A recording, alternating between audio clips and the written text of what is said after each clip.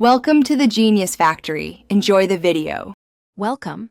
This guide introduces the Kitti Dataset and its core files for autonomous driving.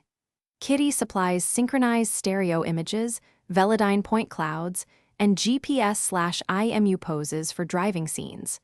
You will find image folders, Velodyne point cloud folders, and text labels for object detection and tracking. Image resolution for common Kitti splits is 1241 x 376 pixels for each stereo image.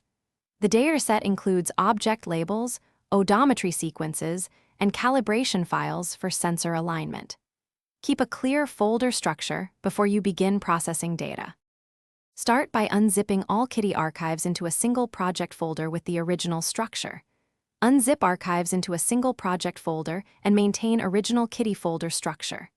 Install Python packages for image, binary, and numeric I/O, and then write loaders for PNG and bin files. Use Python to read PNG images, bin Velodyne files, and calibration text files for transforms. Parse calibration files to extract camera intrinsics and extrinsics for reprojection.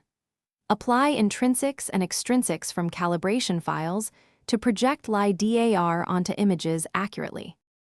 Choose a workflow, detection, tracking, or odometry before coding your pipeline. For detection, use image and label files. For odometry, use sequences with GPS/IMU poses. Load labels to parse class names, bounding boxes, and truncation values for training targets.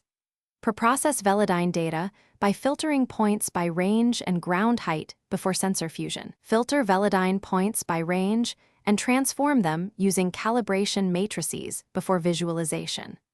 Always split data into training and validation while respecting sequence continuity for odometry and tracking tasks. Thanks for watching. If you found this helpful, don't forget to like and subscribe.